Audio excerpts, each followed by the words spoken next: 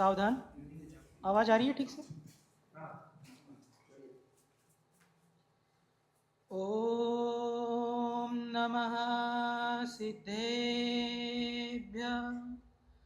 ओम नमः सिद्धेभ्यः। ओम नमः सिद्धेभ्यः। ओम शुद्धात्मने नमः।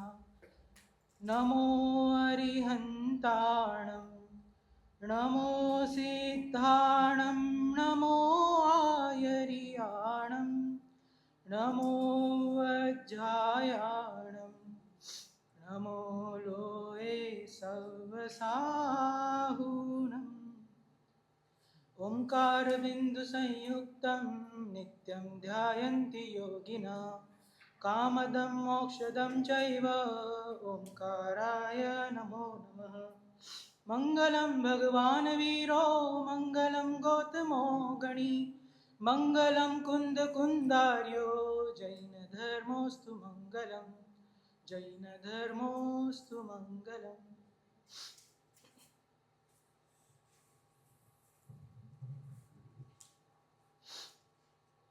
सोनागिर सिद्ध क्षेत्र की पावन भूमि पर यूज के संचालित इस शिविर में प्रवचन की श्रृंखला में द्रव्यान योग के सिद्धांतों का सार और उसका सुख से संबंध, इस विषय पर अपने कुछ विचार रखना चाहता हूं।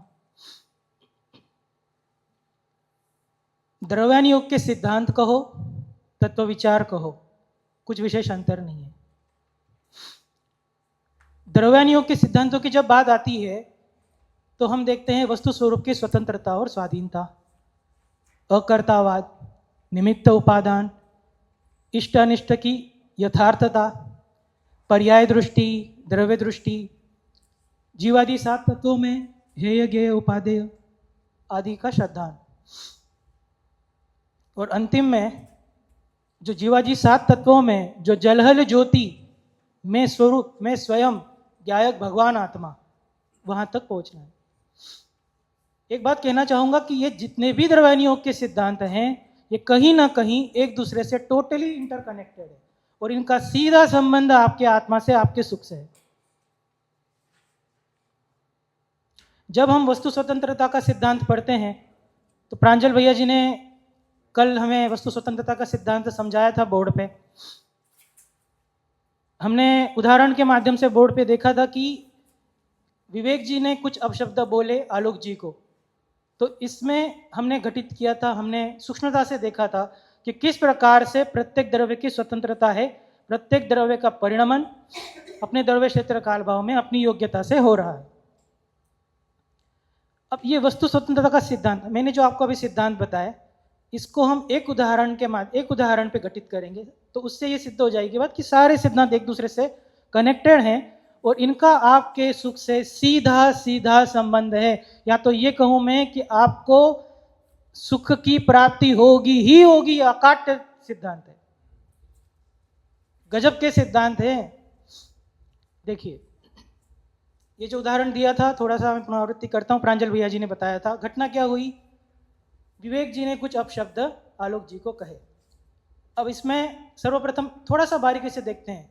सर्वप्रथम विवेक जी को कुछ विकल्प आया होगा, विकल्प के अलावा तो कुछ कहेंगे नहीं, तो विकल्प आदि आया तो वो विकल्प जो पर्याय में झलके, सुप्रीम भैया जी, विकल्प जो पर्याय में झलके वो स्वतंत्र योग्यता से अपने घटे। विकल्प को विवेक जी ने मात्र जाना, वो मात्र ज्ञान के ज्ञेय थे, जानने का काम किया। जानने की जो क्रिया हुई वो द्रव्य में स्वतंत्र रूप से हुई। परिणाम जो विकल्प आदि जो पर्याय में झलके वो स्वतंत्र परिणमन था। भाषा वर्गणा के जो अपशब्द के रूप शब्द रूप परिणमित हुए वो भाषा रूप के वर्गणा परमाणुओं का परिणमन स्वतंत्र रूप से था। और जो कान पे शब्द पड़े ये हम कहते हैं, तो कान पे भी जो है स्पर्श, वो जो कान पे जो भाषा वर्गणा के परमाणु वो टकराए भी नहीं है, वो उनका स्वतंत्र परिणमन, वो स्पर्श भी नहीं होते हैं। इसको हमने देखा था कि जो कहा कि प्रत्येक द्रव्य स्पर्श भी नहीं करते, इससे क्या हमें अभिप्राय है कि एक में नहीं होते, एक दूसरे को टच भी नहीं करते। अब ये हमने वस्तु स्वतंत्रता का सिद्धांत समझा। विकास जी, आप बताएंगे कि ये वस्तु स्वतंत्र का सिद्धांत समझने के बाद इससे हम निर्भर किस प्रकार से हो सकते हैं, या हम हमारे सुख का संबंध किस प्रकार से होगा?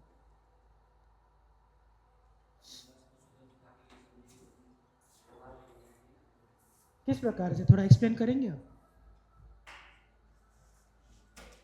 स्वयं प्रभा दीदी।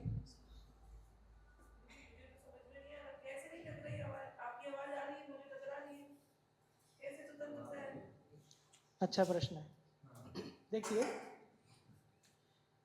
वस्तु स्वतंत्रता का सिद्धांत वस्तु स्वरूप की स्वाधीनता और स्वतंत्रता के आधार पे जिन शासन का राजमहल खड़ा है, ये और एक ऐसी गजब की बात है, ये जो भी सिद्धांत बताए, एक भी सिद्धांत यदि आपके जहन में उतर गया ना, आपका कल्याण सुनिश्चित है। गड़बड़ कहाँ होती है, हम सुनते तो हैं, चर्चा भी करते हैं बड़ी बड़ी सभाओं में, लेकिन अपने जीवन में उसको प्रैक्टिकली इंप्लीमेंट करके यदि हम देखें तो आपको आनंद की अनुभूति होगी, वास्तव में होगी। तो देखिए, ये वस्तु स्वरूप का सिद्धांत जो कहा, इससे हमें ये जो हमने उदाहरण देखा था कि विवेक जी ने अपशब्द कहा, इससे ये कहता है, इससे ये सिद्ध होता है कि विवेक जी ने कुछ कहा ही नहीं। क्यों? क्योंकि विवेक जी कौन है? जीव तत्व है। जीव तत्व बोल सकता है क्या? जीव तत्व अबोला है। भाषा वर्गणा का परमाणु का परिणमन अपने द्रव्य क्षेत्र काल में स्वतंत्र रूप से हुआ। ये सहज एक निमित्त नैमित्तिक संबंध घटित हुआ। अब जो भाषा वर्गणा के परमाणु हैं या फिर जो भी परद्रव्य है, उनका विवेक जी का जो जीव है उसमें अत्यंताभाव है। अब जहां अत्यंताभाव है, जहां उनकी अस्थि ही नहीं है, वजूद ही नहीं है, हयाती ही नहीं है, वहां पे कुछ करने धरने की बात कैसे संभव है? अब मैं यहाँ पे अभी आपके सामने 7:10 पे आपके सामने खड़ा हूँ, यहाँ बैठा हुआ हूँ, और अभी विवेक जी ने कहा कि आपने वहाँ पे मैं जाके उनका मोबाइल कुछ डैमेज कर दिया। ये संभव है कि जब मैं वहाँ गया ही नहीं, जब मैं वहाँ पे उपस्थित ही नहीं था, तो वहाँ पे मैंने कुछ डैमेज करने का प्रश्न ही उपस्थित नहीं होता है। तो जिस प्रकार से ये जो वस्तु स्वतंत्रता का सिद्धांत है, इससे हमें ये निष्कर्ष निकलता है कि एक द्रव्य दूसरे द्रव्य का कुछ भी नहीं कर सकता है। प्रत्येक द्रव्य अपने द्रव्य क्षेत्र काल भाव में सहज रूप से परिणमित कर रहा है। जब अत्यंता भाव है, अस्थि नहीं है, तो करने धरने का विकल्प ही नहीं खड़ा होता, क्योंकि हमने जाना था कर्ता कर्म का सिद्धांत एक द्रव्य में ही घटित होता है। तो इससे हमारा सुख का प्रयोजन कैसे साध्य हुआ? अब आप कोई भी उदाहरण ले लो, रोजमर्रा के हमारे जीवन में ऐसी बहुत सी घटनाएं घटती है कि अभी उदाहरण के तौर पे लेता हूँ कि मेरे पिताजी जो हैं, वो मैं उनके पीछे पड़ा हूँ कि पापा अपने न्यू कार ले लेते हैं। तो मैं उनको नाना प्रकार के तर्क दे रहा हूँ कि अपन कार ले लेते हैं, अभी अपने को ज़रूरत है, चेंज कर लेते हैं, लेकिन वो मानने को तैयार नहीं है। अब ये सिद्धांत यदि मैं जानता हूँ कि वस्तु स्वतंत्रता को, तो मैं इसको इस प्रकार से घटित करूंगा कि उनकी जो पर्याय है वो सुनिश्चित है उनका। और देखो, स्वतंत्रता की पराकाष्ठा तो यहां होती है, हमने ये तो जाना कि परद्रव्य का परिणमन, पर जब स्वयं की पर्याय का परिणमन भी जीव द्रव्य के हाथ में नहीं है, बताओ, वो परिणमन भी अपना सुनिश्चित क्रम से षटकारक से घटित हो रहा है। जीव का क्या कार्य हुआ? जीव का जानने का काम हुआ। तो इस प्रकार से ये वस्तु स्वतंत्रता का सिद्धांत ले लो आप, निमित्त उपादान ले लो। निमित्त उपादान में क्या होगा? विवेक जी ने अपशब्द कहे, समझो, हम बाकी बातें गौण करते हैं कुछ देर के लिए। विवेक जी ने अपशब्द कहे आलोक जी को। अब आलोक जी ने क्या करा? आलोक जी को अभी फिलहाल में समझो कि ज्ञान नहीं है, जिनवानी उनके जीवन में आई नहीं है, तो उन्होंने जाना कि यार ये मुझे अपशब्द बोल रहा है, तो कषाय उत्पन्न हो गए उनके। अब यहाँ पे यदि निमित्त उपादान का सिद्धांत घटित करेंगे तो ये जानना चाहिए कि भैया उन्होंने जो बोला है अपशब्द, उसके कारण मेरे राग द्वेष उत्पन्न नहीं हुए, वो तो निमित्त मात्र है। और निमित्त हमने क्या जाना कि निमित्त की मात्र उपस्थिति मात्र होती है, सहचर है। मैं उसको स्वयं, मुझे वो उचित नहीं लग रहा, इसलिए मैं स्वयं के उपादान से मैं आकुलित हो रहा हूं, तो निमित्त उपादान का सिद्धांत भी आ गया। इष्ट अनिष्ट की कल्पना देख लो। इष्ट अनिष्ट जगत में कुछ भी नहीं है, वास्तव में जो ज्ञान के ज्ञेय हैं, ज्ञान के ज्ञेय हैं, तो हमारी भूल क्या होती है कि हम ज्ञेयों में भेद करते हैं। कोई भी जो संयोग है, अभी भी गोष्ठी में हमारी चर्चा हुई थी, संयोग मात्र संयोग है। संयोग ना इष्ट होता है ना अनिष्ट होता है, संयोग मात्र ज्ञान का ज्ञेय है। तो अभी मैंने जब विवेक जी ने अपशब्द कहे तो आलोक जी को अनिष्टता भाषित हुई कि नहीं ये सही नहीं हुआ, दुखी हुए। वहीं यदि उन्हें पता होता कि वास्तव में इष्ट अनिष्ट कुछ नहीं है, तो ये सिद्धांत भी घटित हो गया। अब आता है पर्याय दृष्टि। वास्तविकता क्या है कि आलोक जी जो दिख रहे हैं वो उनका वास्तविक स्वरूप है क्या? वास्तव में आलोक जी एक जीव मात्र है जो बोल भी नहीं सकते, और वास्तव में विवेक जी को आलोक जी दिखते भी नहीं है क्योंकि आरोपी तत्व है, दिखते भी नहीं है। तो जो उनको देख के वो कषाय करें तो वो भी घटित नहीं होता। अब देखो, अब मैं एक मूल बात पे आ रहा हूं आपके पास। 7 तत्वों की चर्चा, इसमें भी सिद्धांत घटित होते हैं। जो हमने जीवादि 7 तत्व देखे, जीव तत्व उपादेय है, अजीव तत्व ज्ञेय है, आश्रवबंध है, सौम्य निर्जरा मोक्ष उपादेय। इसमें भी यदि घटित करेंगे तो 7 तत्वों में जो सारभूत जीव तत्व में उसमें जलहल ज्योति जो है, वहां पे हमें स्थापित करना है कि मैं कौन हूं, 7 तत्वों को जानने वाला कौन, कि मैं। अब ये बात जब घटित हुई, आप एक बात सोचिए कि एक बात बताता हूं आपको। जिनवानी में हमने ये तो जाना है, चैतन्य जी भाई साहब, जो जिन सिद्धांत प्रवेशिका में हमारा स्वरूप आ गया था कि हम चैतन्य द्रव्य हैं, वो चैतन्य द्रव्य का लक्षण क्या बताया? ज्ञाता दृष्टा उपे, ठीक है, ज्ञाता दृष्टा। तो ये बात यहीं पे खत्म हो गई थी ना, हमारे लिए प्रयोजन तो हमारा स्वरूप है। तो फिर आचार्यों ने ये समय सार आदि पंच परमागमों की रचना की, दर्शन षटखंडागमों की रचना हुई। ये क्यों है इतने शास्त्र? ये तो जैन सिद्धांत प्रवेशिका में ही आ गया था हमको हमारा स्वरूप, तो क्यों आए? आलोक जी आप बता पाएंगे? आपको प्रश्न समझ में आया? अश्विन जी, पंडित जी, हम चैतन्य द्रव्य हैं, हमारा स्वरूप ज्ञान दर्शन उपयोग स्वरूप है, हम जानने वाले हैं, ये हमने जैन सिद्धांत प्रवेशिका में पढ़ लिया। तो बेसिक में ही पढ़ लिया हमने, बालवत पाठमाला में। तो फिर ये तो बात इतनी यहीं पे खत्म हो गई थी ना। तो ये जो छठी गाथा में भी हम समय सार की देखेंगे तो उसमें ज्ञायक भाव को बताया, और सब ये सब 4 पंच परमागमों की रचना आदि, ये कर्मकांड जीवकांड आदि की रचना, षटखंडागम, गुणस्थान प्रवेशिका आदि, इनकी चर्चा ये आचार्यों ने क्यों लिखा? क्या आवश्यकता थी? स्वयं प्रभा दीदी, प्रश्न समझ में आया आपको? देखो, मेरा प्रश्न ये है, हमने जैन सिद्धांत प्रवेशिका पढ़ी है, हमारा जैनिज्म का फाउंडेशन ही वहीं से शुरू होता है। तो हमने वहाँ पे द्रव्य के लक्षण देखे। चैतन्य द्रव्य का लक्षण क्या देखा हमने? ज्ञान दर्शन उपयोग स्वरूप, या फिर को ज्ञाता दर्शन। तो प्रयोजन भूत तो हम स्वयं ही है ना, हमें मूल प्रयोजन तो स्वयं का ही है। हमने हमारा स्वरूप जैन सिद्धांत प्रवेशिका में जान लिया, वहीं पे एक डेफिनेशन में आ गया।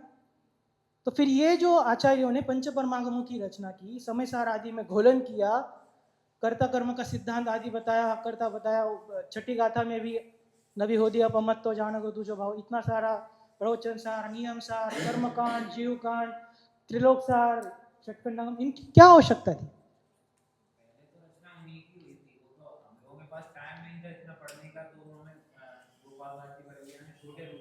नहीं तो क्या आचार्य कुंद देव को ये पता नहीं थी क्या बात कि भैया, वो तो एक शब्द में लिख देते समय सार आदि पंच रचना करने के बजाय कि भैया आप चैतन्य हो, ज्ञाता दृष्टा हो, खत्म बात। ये बात ध्यान से सुनिएगा, जीव द्रव्य का जो मोह है ना हमारा, अनादि का है, और ये जो मोह की सेना है ना, इस पे विजय प्राप्त करना आसान नहीं है। एक पंडित जी की प्रवचन आती है मोह की महिमा पे, सुना होगा आपने। मोह की महिमा देखो क्या तेरे मन में समाई, अपनी ही महिमा भुलाई। क्या जरूरत थी पता है? ये मोह पे विजय प्राप्त करना था, मिथ्यात्व का। अनादि के दृढ़ संस्कार है हमारे, जिस पर्याय में गए उस पर्याय के संस्कार थे हमारे। तो ये मोह की सेना पे विजय प्राप्त करने के लिए, जैसे कोई पेड़ होता है, उसकी जड़ें जमीन में भीतर तक यदि गई हुई है, और हमको उस पेड़ को मूल से निकालना है, तो हम आजू बाजू के उसको मूल ढीला करते हैं उसको, और फिर पूरा मूल के साथ निकालते हैं। इस प्रकार से ये जो मिथ्यात्व है हमारा, ये अनादि का है। इस पे बचने के लिए, इस पे विजय प्राप्त करने के लिए ये सारा परिक्रम हुआ पूरा। आचार्य देव भी जानते थे कि पंचम काल का जीव है। आचार्य कुंद तो पंचम काल में ही थे ना, पंचम काल के जीवों की प्रवृत्ति को वो जानते थे, इतना सहज नहीं है। तो ये सारा मोह का यथार्थ स्वरूप और उस पर स्वयं का स्वरूप ये बताने के लिए होते हैं ना। मिथ्या दृष्टि चाहे नरक का हो, स्वर्ग का हो, कर्मभूमि का हो, मिथ्यात्व में कोई अंतर नहीं है, और सम्यक्त्व में भी कोई अंतर नहीं है। अब देखिए, मतलब द्रव्य क्षेत्र काल भाव से सम्यक्त्व का कोई अंतर नहीं। सम्यक दर्शन जब भी होगा तो समान रूप से रहेगा सभी में, क्योंकि श्रद्धा गुण की परिणति है वो। अब देखो, ये जो जीव तत्व है, ये जो हमने जाना कि 7 तत्वों में जलहल ज्योति में, ये मेरा स्वरूप, इससे मेरा सुख का संबंध कैसे सिद्ध होता है? तो जो हमारा जो स्वरूप है ये किस प्रकार से है, इससे गहराई में विचार करने की जरूरत है, क्योंकि अनादिकाल से हमने स्वयं के स्वरूप को ही नहीं जाना। तो किस प्रकार का स्वरूप है कि मैं त्रिकाली हूं, त्रिकाली हूं, पहले भी था, आज भी हूं, भविष्य में भी रहने वाला हूं, सदाकाल रहने वाला हूं। त्रिकाली अकर्ता हूं, त्रिकाली अकर्ता ज्ञायक भाव। अब ये एक ही चीज को देखो, जो जीव द्रव्य है उसको कहा कि निर्दोष हो, निर्दोष है, निष्पाप है, निष्काम है, निर्लोभ है, निर्विकारी है, निहकांक्षी है, निरपेक्ष है, निशंक है, निर्भय है, निर्विकल्प है ना, अनंत गुणों का पिंड है, परिपूर्ण है। तो ये अलग अलग सिद्धांतों से जो बताई गई वस्तु एक ही है, वस्तु कोई भिन्न नहीं है। लेकिन ये जो हम हमारे स्वरूप का चिंतन यदि करेंगे यथार्थ रूप से, तो हमें समझ में आएगा कि मेरा स्वरूप क्या है। तो देखो, हमने जाना कि हम अनंत गुणों से, अनंत गुणों का पिंड है ना जीव द्रव्य, ज्ञान, अनंत ज्ञान, दर्शन, सुख, शांति, पवित्रता, वितरागता, प्रभुता आदि अनंत गुण। अब ये अनंत गुण किस प्रकार से हैं? आत्म प्रदेशों के कोने कोने में सुख, शांति, आनंद, पवित्रता, प्रभुता, वितरागता ठसाठस भरी हुई है। आनंद से ही बने हुए हैं, सुख से ही बने हुए हैं, शांति से ही बने हुए हैं, पवित्रता, प्रभुता, वितरागता से ही बने हुए हैं। घट घट अंतर जिन बसे, घट घट अंतर जैन, मत मदिरा के पान सो मत वालो समझे। सुख से ही बने हुए हैं, शांति से ही बने हुए हैं। भूल क्या हुई? बगल में छुरी और गांव में ढिंडोरा। जो चीज जहां है वहीं मिलेगी। ये जो चीज है कि हमने स्वयं का स्वरूप नहीं जानने के कारण हम दुखी हुए। एक उदाहरण के माध्यम से, और ये जो मैंने बताया कि ज्ञान, दर्शन आदि अनंत गुण ये किस प्रकार से आत्मा में विद्यमान है। अब जैसे मैं यहाँ पे बैठा हुआ हूँ, तो जहां जहां शरीर है वहां पे आत्मा के प्रदेश फैले हुए हैं। बाल और नख आदि को हम यदि छोड़ दे तो पूरे जहां जहां शरीर है वहां आत्म प्रदेश हैं जीव के। आत्मा के जो असंख्यात प्रदेश हैं, प्रत्येक प्रदेश पर अनंत दर्शन, अनंत ज्ञान, अनंत सुख, अनंत वीर्य, अनंत प्रभुता, अनंत वितरागता आदि अनंत गुण विद्यमान है। तो क्या पैर के यहाँ पे जो परमाणु है, आत्मा प्रदेश है, वहां पे सुख नहीं होगा क्या विकास जी? शरीर जहां फैला हुआ है वहां पे आत्मा प्रदेश फैले हुए हैं, बराबर। आत्मा के प्रदेशों में, प्रत्येक प्रदेश पे अनंत अनंत गुण है, अनंत दर्शन, ज्ञान, सुख सभी हैं। तो जहाँ पे पैर के परमाणु, पैर के शरीर जहाँ है वहाँ पे जो आत्मा प्रदेश है वहाँ पे सुखादि अनंत गुण नहीं होंगे क्या?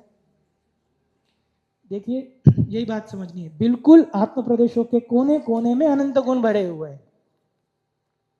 इसको एक उदाहरण के माध्यम से समझ सकते हैं। जैसे अभी क्या हुआ कि केक बनाना था घर में, तो मम्मी ने कहा कि मैदा लेके आ जाओ अंकुर, मैदा, बेकिंग पाउडर, आपका शुगर, उसके बाद ड्राई फ्रूट्स, फ्लेवर वगैरह कुछ सब लेके आओ। मैंने सब लेके आया, उन्होंने सब मिक्स किया, केक बना दिया।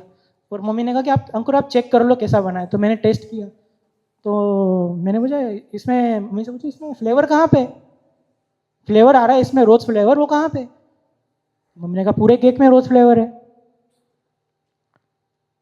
फिर मैंने इस कॉर्नर से केक को चखा, यहाँ पे देखा कि बेकिंग पाउडर की टेस्ट आ रही है। बेकिंग पाउडर कहाँ पे? तो पूरे केक में बेकिंग पाउडर है। दूसरे कोने से चखा, मिल्क पाउडर की टेस्ट आई, मिल्क पाउडर कहाँ पे? तो पूरे केक में मिल्क पाउडर है। आत्म प्रदेशों के कोने कोने में सुख, शांति, इसी प्रकार से आनंद, प्रभुता, वितरागता आदि अनंत अनंत गुण परिपूर्ण रूप से भरे हुए हैं। तो ये क्यों नहीं हुआ हमारा? क्योंकि परिपूर्णता को हमने, ये जो अनंत गुण है और सभी परिपूर्ण है, हमने जो चर्चा की थी ना अभिषेक जी भाई साहब कि परिपूर्णता की हमने चर्चा की थी। तो परिपूर्णता हम कहते हैं, देखिए एक बात बताता हूं मैं। एक होता है हमने जान लिया स्वरूप कि भैया मैं ज्ञाता दृष्टा हूँ, ज्ञायक हूँ, परिपूर्ण हूँ, अनंत अनंत गुणों का पिंड हूँ, सुख से बना हुआ हूँ। एक होता है धारणा ज्ञान तक की बात, और एक होता है अनुभूति।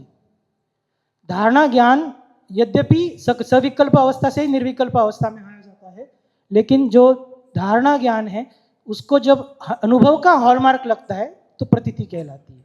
वो वास्तविकता है। तो जब हमने ये जानी परिपूर्णता वगैरह, तो ये इसको किस प्रकार से आचार्य योगिंदु देव योगसार ग्रंथ में कहते हैं, परिपूर्णता को जानकर परिपूर्णता को प्राप्त हो। इसको आप सब में घटित कर लो। सुख की खदान को जानकर अनंत सुख को प्राप्त हो। शांति के असीम अपार सागर को जानकर परम शांति को प्राप्त हो। प्राप्त की प्राप्ति है ना। तो परिपूर्णता को जानकर मानकर अनुभव करना। एक अंतिम बात कह के मेरे विषय को समाप्त करता हूं। दृष्टि का खेल है। अभिषेक भाई साहब जी हमेशा बोलते हैं, प्रांजल जी भैया, सारा खेल दृष्टि का है।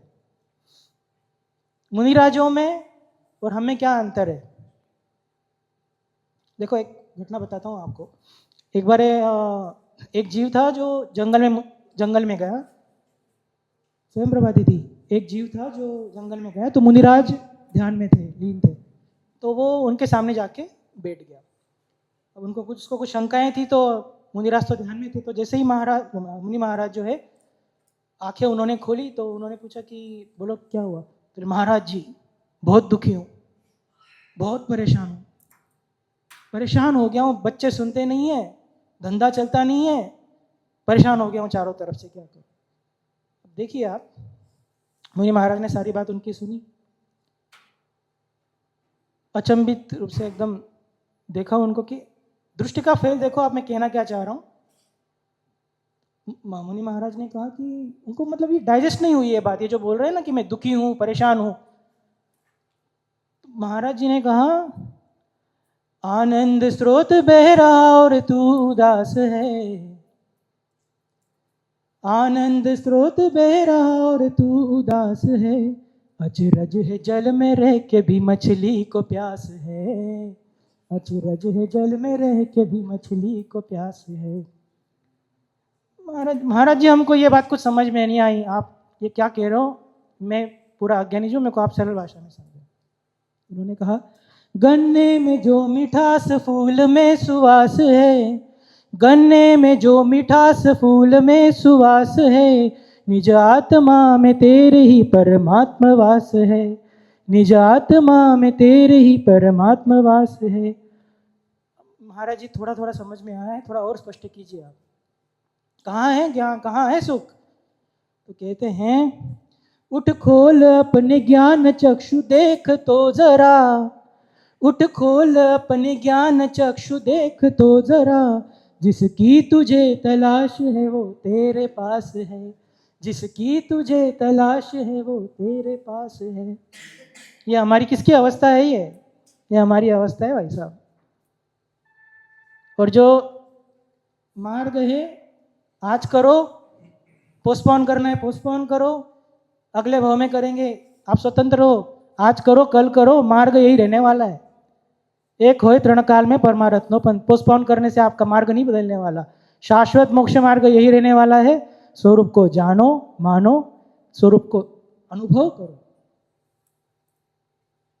और अनुभव का ट्रेडमार्क जब तक नहीं लगेगा, धारणा ज्ञान, स्वयं प्रभा दीदी, धारणा ज्ञान का निषेध नहीं है, संस्कार का आप जो कह रहे थे, संस्कारों से चलता है, क्योंकि यद्यपि सविकल्प अवस्था से निर्विकल्प अवस्था में आया जाता है, लेकिन हम यदि विकल्पों में ही अटक गए, एक आध्यात्मिक सत्पुरुष होके गए हैं, जब तत्व विचारों की कहते ना, मोक्षमार्ग प्रकाशक में आया था तत्व विचारों की महिमा देखो, तो उसमें उन्होंने कहा कि तत्व विचार तो करना चाहिए कि नहीं करना चाहिए? चेतन जी, प्रशांत जी भाई साहब, करना चाहिए। स्वयं प्रभा दीदी आप बताइए, विकास जी, करना चाहिए कि नहीं करना चाहिए तत्व विचार? यही प्रश्न पूछा गया था एक आध्यात्मिक सत्पुरुष को, तो उन्होंने कहा तत्व विचार मार्ग में जरूर आता है, लेकिन तत्व विचार भी भट्टी जैसा लगना चाहिए।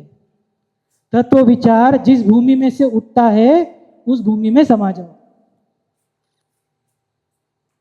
तो ये जो मैंने कहा ना कि धारणा ज्ञान, मेरा कहने का ये तात्पर्य है कि केवल विकल्प सविकल्प ज्ञान तक ही आप रुक गए, वो निर्विकल्प अवस्था में नहीं गए, तो वहीं अटक गए, केवल तत्व विचार आदि में ही अटक गए, तो मतलब नहीं है। ये जो कहा ना पंडित बनारसी दास जी ने नाटक समय सार में, वस्तु विचारत ध्यावते मन पावे विश्राम, रस स्वादत सुख उपजे अनुभव ताको नाम, ये पूरी विधि बता दी आपको मोक्ष मार्ग के अनुभव की, कि वस्तु विचार देहावत्य अर्थात क्या, जो मैंने बताया वस्तु स्वरूप की स्वतंत्रता, स्वाधीनता, अकर्तावाद, निमित्त उपादान, ये सब करने के बाद आपको आना है आपके 7 तत्वों में जलहल ज्योति, वहां से आपको आना है आपके स्वतत्व के पास कि मेरा स्वरूप कैसा है, मैं कौन हूं।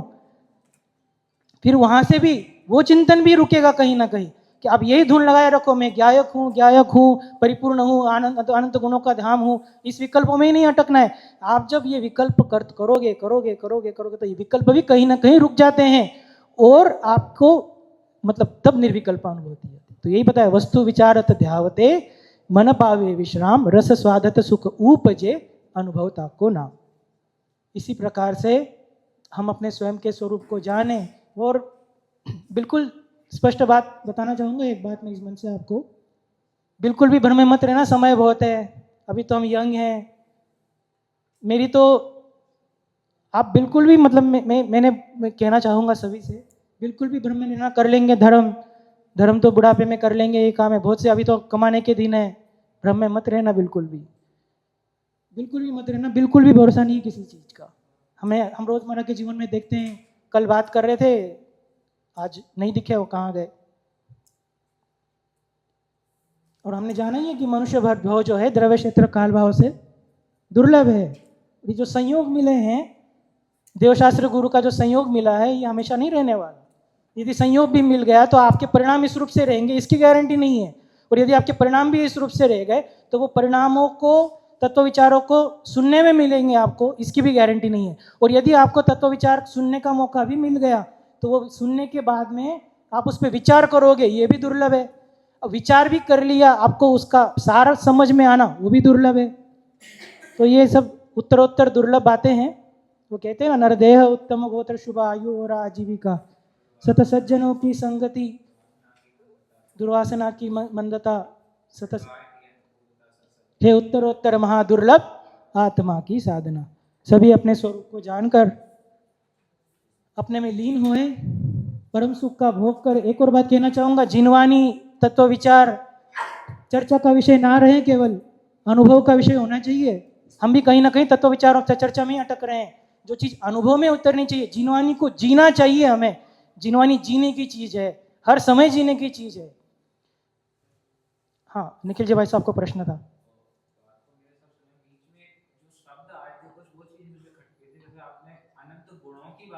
हाँ हाँ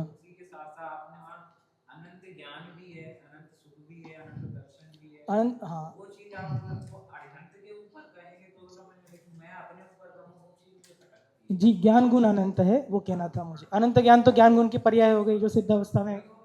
बिल्कुल बिल्कुल बिल्कुल, हाँ जी। और किसी को कोई प्रश्न? स्वयं प्रभा दीदी, यहाँ पे भी किसी ने हैंड रेस किया था। विकास जी, आपने हैंड रेस किया था। सभी अपना स्वरूप जाने। और 3 मिनट शेष है, 5 मिनट मेरा लेट स्टार्ट हुआ था। लोड लेने की बात नहीं है, ये भी ध्यान में रखें। ये जिनवानी हमें निर्भरता होना सिखाती है। किसी भी चीज की चिंता मत करना, बिल्कुल रिलैक्स होकर। यही तो हमें जीवनोपयोगी, जो प्रांजल भैया जी कहते हैं ना, जीवनोपयोगी जो आपकी सिद्धांत है, निर्भर रहो, होने योग्य होता है। आप में क्या परिवर्तन आएगा? हमें इतना, हमारे तत्व ज्ञानों पे इतना अकाट्य श्रद्धान होना चाहिए। यहाँ पे यदि परमाणु का परीक्षण हो रहा हो और वहां से अश्विन जी भाई साहब ने निशाना लगाया, यदि इतना हमारे जिनवानी के सिद्धांतों पे इतना दृढ़ विश्वास होना चाहिए कि यदि मेरा आयुर्कर्म शेष होगा तो वहां से छोड़ने के बाद आवाज आएगी। समझ में आया? क्यों चिंता करते हो किसी चीज? बिल्कुल निश्चिंत होकर, निर्भर होके। और एक और बात, अंतिम बात, एक भजन की पंक्ति आती है, बहुत सुंदर पंक्ति है। जिन धर्म रत्न पाके सदा ही प्रसन्न रहना। ये जो जिन धर्म वीतरागी देवगुरु शास्त्र मिले हैं, ये संयोग मिला है, ये अभूतपूर्व पुण्य है पूर्व का। अपना जीवन हम तत्व विचार आदि में लगाए, तत्व विचार करके अपने स्वयं का स्वरूप जानकर, क्योंकि सुख हमें तभी मिलने वाला है तत्व विचार भी जहाँ जहाँ अंत होते हैं, हम स्वरूप में लीन होते हैं तो सुख की प्राप्ति होती है। इस प्रकार से अपना स्वरूप जानकर अपने में लीन होकर शादी अनंत काल के लिए सिद्धशिला पर विराजमान होए आप सभी, इसी मंगल भावना के साथ विराम करता हूँ। ओम नमः सिद्धे।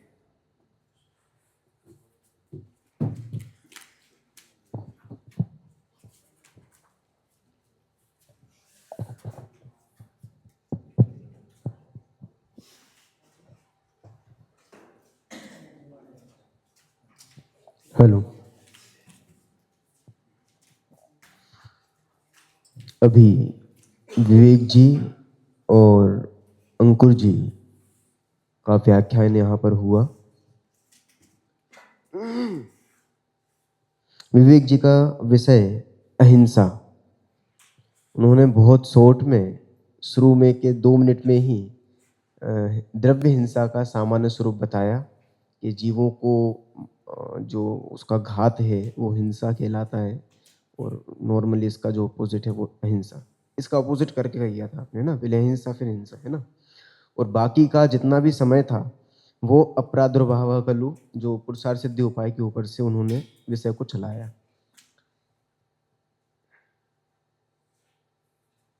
मेरे जो प्रश्न थे आपसे वो निखिल जी ने पूछ लिए थे बीच में, तो वो तो मैं नहीं पूछूंगा, बोल देता हूँ। किसी जीव को बचाने का भाव यदि हुआ तो वो क्या कहलाएगा, ठीक है ना। और मेरे जितने ही प्रश्न उठ रहे थे वो सब चीजें आपके माध्यम से पूछ ली गई थी, ठीक है ना। पर उसका जो उत्तर है वो प्रॉपरली नहीं आ पाया। और जब वो उत्तर आ रहा था तो ऐसा लग रहा था कि कॉन्फिडेंस थोड़ा लूज सा हो रहा है। अब वो इसलिए क्योंकि विषय प्रॉपर तरीके से क्लियर नहीं है, और इस प्रकार का भी लग रहा था कि कहीं ये ऊपर ऊपर से मतलब एक प्रकार से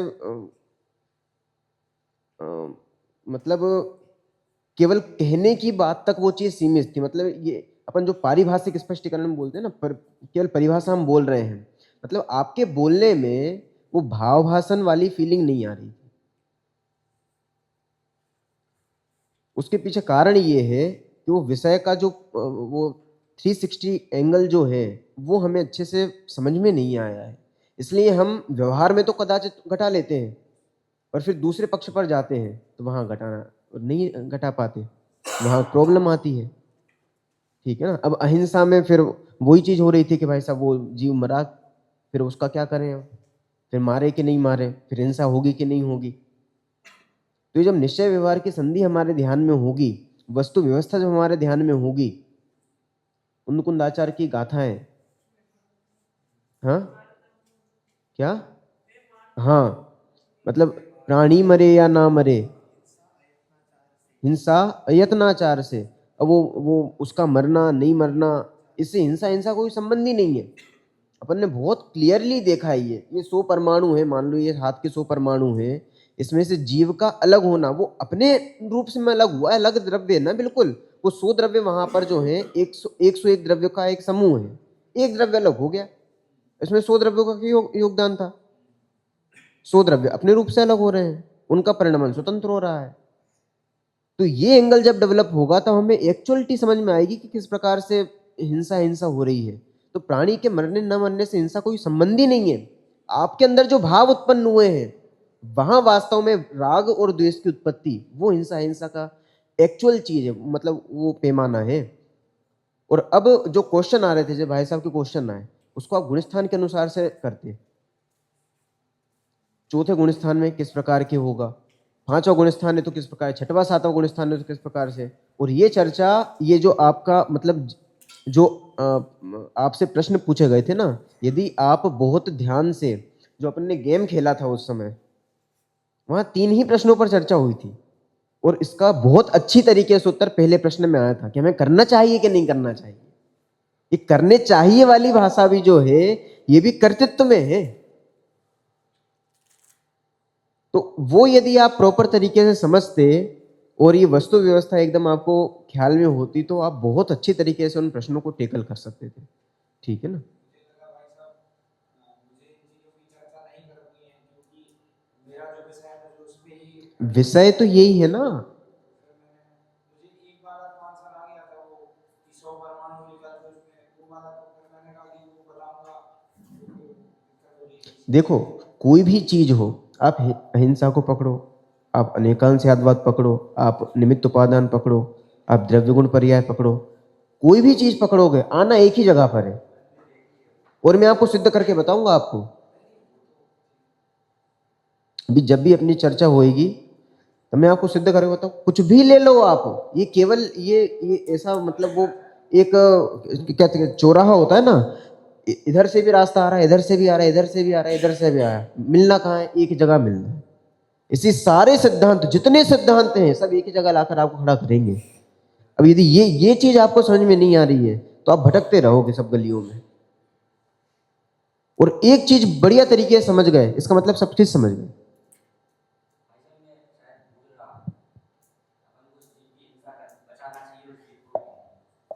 हाँ, बचाना चाहिए कि नहीं? अब आप बताओ क्या करना चाहिए, क्या होना चाहिए? बचाना चाहिए। भाई ये जो बचाना चाहिए, ये जो आपको भाव आया, आपको प्रवचन सार जी की 86 नंबर की गाथा है, वहां बिल्कुल स्पष्ट गाथा में ये चीज लिखी हुई है, करुणा भाव मोह का चिन्ह है। और मोह मतलब क्या होता है?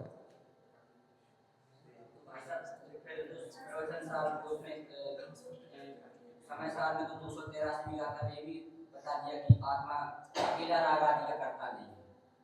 वो अपेक्षाएं देखो अलग अलग चीजें हैं, ठीक है ना। अभी हमें जिस पॉइंट से हम देख रहे हैं वहां से वो चीज एकदम क्लियर होना चाहिए। अभी ये जो आप कह रहे हो ना, करता है करता नहीं है, ये सारे पॉइंट हम निश्चय व्यवहार में क्लियर करेंगे। किस अपेक्षा से कहा जाता है? हाँ हाँ बोलिए ना, माइक माइक दे दीजिए। हाँ, मेरा आप सबसे एक प्रश्न है, इन्होंने जो श्लोक लिया था वो कहाँ से था? किस किस ने पढ़ा है पुरुषार्थ सिद्धि उपाय? भाई साहब आपने? विकास जी, इसके पहले की दो गाथा है, दो श्लोक, परिभाषा की नहीं, पहले दो श्लोक पता है क्या है? इसके पहले के श्लोकों में आचार्य अमृतचंद्र देव हिंसा की बात कहना चालू कर रहे हैं। वो ये कह रहे कि हिंसा ही एक पाप है, बाकी पाप पाप नहीं है, वे तो उसमें गर्भित है। उसके बाद आचार्य अमृतचंद्र देव हिंसा की परिभाषा में द्रव्य हिंसा और भाव हिंसा स्पष्ट करते हैं, और उसके बाद उन्होंने लिखा अप्रादुर्भाव खलु रागादिना भवत्य हिंसेति तेषामेव उत्पत्ति जिनागमस्य संक्षेप। तो ये जो प्रश्न है ना आपके, वो रिलेवेंट नहीं है। यदि आपने पहले नहीं पढ़ा तो ये सारे प्रश्न हैं, और पहले पढ़ा है तो ये प्रश्न ही नहीं होना चाहिए। इसलिए मैंने पूछा किस किसने पढ़ा है। विवेक जी भी यदि वो पढ़ते पहले के श्लोक तो इन प्रश्नों के उत्तर उसी में आ गए हैं। ये गाथा नहीं पढ़ना है अभी आपको, जाके होमवर्क है। अमृतचंद्र आचार्य देव की इसके पहले की दो श्लोक और ये तीनों श्लोक, ये सब आप पढ़ो मिला करके। लीजिए श्लोक नंबर बताता हूं, गाथा नंबर 42 42, आत्म परिणाम हिंसन। लो भाई साहब, पुरुषार्थ सिद्धि उपाय। आपने पॉइंट नोट किए संयम जी? Thank you. पुरुषार्थ सिद्धि उपाय की 42 नंबर से आगे की गाथाएं जो हैं वो, ठीक है ना। चलिए, तो वो जब हम पूरा कुल मिला के 360 डिग्री एंगल जब हम देखेंगे तो पूरी एक एक चीज हमें समझ में आएगी, ठीक है ना। इसके बाद में यदि अपन बाकी चीजों की बात करें, आप जो वाक्य प्रयोग कर रहे थे उन वाक्यों में कई बार मतलब ये चीज देखने में आ रही थी कि बहुत कनेक्टिविटी तो नहीं कहेंगे, फ्लो जो था, फ्लो में कमी थी। बीच में बहुत बहुत देर रुकना और फिर बोलना, फिर रुकना, फिर बोलना, फिर रुकना, फिर बोलना, इस प्रकार से हो रहा था। और कभी कभी एकदम तेज में आकर, तो क्या बोलताओं में आकर एकदम तेज, ठीक है ना। तो ये मतलब कहीं तो गाड़ी चल रही है एकदम ऐसे, और कहीं पर एकदम हाई स्पीड। तो ये चीज थोड़ी सी सहजता में करो आप, ठीक है ना। हाँ, तो वो सहजता में होना चाहिए, एक फ्लो में हो, बढ़िया रहता है। चलिए, इसके बाद में जो सबसे बड़ी प्रॉब्लम जो हुई ना, आप अहिंसा के बारे में बता रहे हो, यदि पुरुषार्थ सिद्धि उपाय के आधार पर, तो राग द्वेष भाव की उत्पत्ति होना, तो सबसे पहले राग द्वेष को तो क्लियर करें हम कि राग और द्वेष में हिंसा है। आपका प्रवचन एक्चुअल में इस पे होना चाहिए था। और फिर ये हिंसा है तो फिर अहिंसा क्या है, फिर वो चीज आप बताते। पर हिंसा राग द्वेष, और फिर ये प्रश्न भी उत्पन्न हुआ था बाद में कि आपको राग द्वेष समझ में, हाँ वहां पे उत्पन्न हुआ था ना कि आपको राग द्वेष समझ में नहीं है इसलिए प्रॉब्लम क्रिएट हो रही है, तो वो तो समझा ही नहीं है। और मेन चीज तो वही थी, यदि हम एक बार राग द्वेष समझाएंगे तभी तो उनको समझ में आएगा कि ये हिंसा है, ठीक है ना। तो वो चीज भी होनी चाहिए थी। और जीवनोपयोगी विश्लेषण भी इसलिए वो प्रॉपर तरीके से नहीं आ पाया, ठीक है ना। और प्रश्न करने वाले भी प्रॉपर तरीके से करें। यहाँ तो सभा अगर विद्वान की माने तो पहले इनको दोनों अपन क्लियर करें। हाँ हाँ हाँ, वो प्रश्न ऐसा पूछे कि जिसने कभी राग, तो मैंने भाई राग क्या होता सुना ही नहीं था क्या उन्होंने कभी। हर प्रवचन में ऐसे प्रश्न पूछे, ऐसा प्रश्न हो तो उसमें भी तो कहते हैं भाई प्रथम विद्यार्थी क्लास लग रही हाँ। है तो पूछे तो माने नाम में क्लास चल रही है या बच्चों को पढ़ा रहे तो पढ़ रहे। अभी सभा ही वो चल रही है और सभा में पूर्व में बैठे हुए हैं ना, तो प्रश्न में तो प्रॉपर तरीके से और मजा आता है। बराबर, ठीक है ना। वो सारे जने भी उस चीज का ध्यान रखें, ठीक है। और बाकी आप टू वे कम्युनिकेशन भी कर सकते थे विवेक जी। टू वे कम्युनिकेशन हमें करना चाहिए, क्योंकि हमारी जो मूल मतलब वो कहें कि पढ़ाने में वो चीज़ होनी ही चाहिए, टू वे कम्युनिकेशन। आप चाहे प्रवचन कर रहे हो, हमारी तो कोई भी चीज़ होगी वो चीज़ रहेगी ही रहेगी, उसके बिना काम ही नहीं चलना है, ठीक है ना। और भाव भाषण और जीवनोपयोगिता भी थी, वो भी उसमें भी कमी थी, ठीक है ना। वो उसका कारण ही ये था। और ऊपरी ऊपरी मतलब फिर हम उस पे प्रकार से चलते चले गए। तो उन चीज़ों का हम थोड़ा ध्यान रखेंगे तो वो मतलब इन चीज़ों को दूर करेंगे तो बहुत बढ़िया हो जाएगा। और सबसे मेन चीज़ दो, एक हम सबसे पहले भाव भाषण करें तो ऑटोमेटिक वो जीवनोपयोगिता में जाएगी। और उसके लिए क्या करना पड़ेगा, 360 डिग्री हमें देखना पड़ेगा।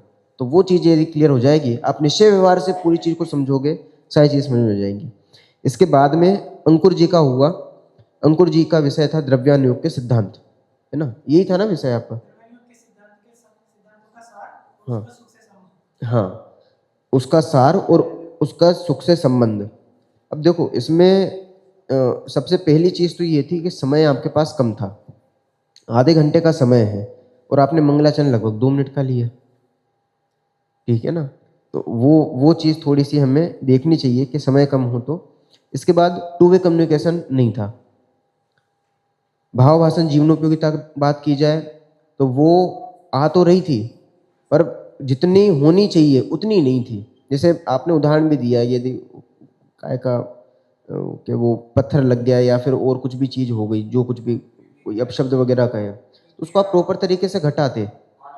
हाँ, जो भी चीज थी, ठीक है ना, वो प्रॉपर मतलब वो चीज नहीं हो पाई। और विषय आपने इतना सारा ले लिया, इतना सारा ले लिया कि उसकी कोई सीमा नहीं। सारे सिद्धांत जितने भी हो सकते हैं सब सिद्धांत आपने लेने की कोशिश करी, तो उतने सारे सिद्धांत और भाषा अपनी कठिन हो रही।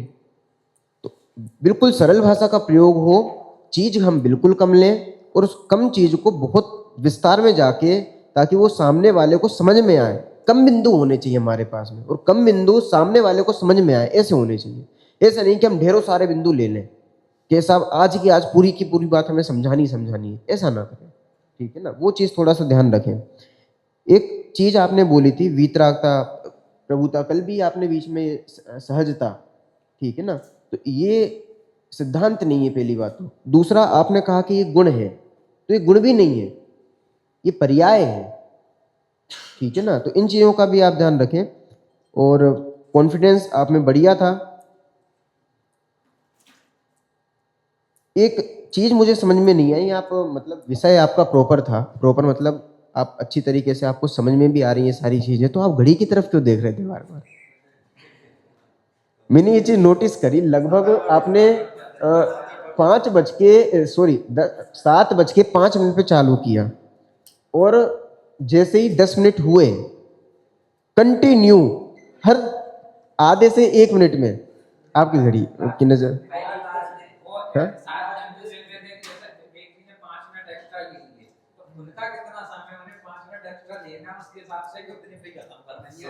समय की पाबंदी का अनुशासन है। हाँ। वक्ता के थोड़ा टेंशन रहता है, उसमें हम कुछ लोग बात नहीं। नहीं वो सुझाव है घड़ी उधर रखनी है, छोटी घड़ी यहाँ पे। हाँ तो वक्ता प्रॉब्लम मतलब हाँ, नहीं वो बात तो ठीक है, थोड़ी घड़ी आपको पता है टेबल टेबल तो नहीं वो तो हमने पहली बार जब घड़ी देखा था तो उन्होंने उदाहरण दिया था, हाँ तो बार बार देखे तो मुझे लगता घड़ी का उदाहरण दे दिया।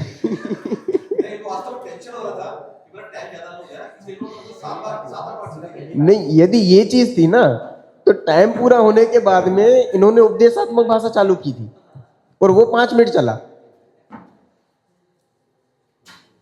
तो मतलब वो तारतम्य में बैठ नहीं पा रहा ना अच्छे से, ठीक है ना। तो वो चीज थोड़ी सी हमें देखनी चाहिए कि वो चीजें जो हैं जो एक पन्ने वाली चीजें होती है ना जो बार बार होती हैं, उन चीजों को हमें कम करना चाहिए थोड़ा सा, ठीक है ना। अब पहली बार है, कोई बात नहीं, चलिए, बाकी बहुत बढ़िया था। चलिए अभी भाई साहब।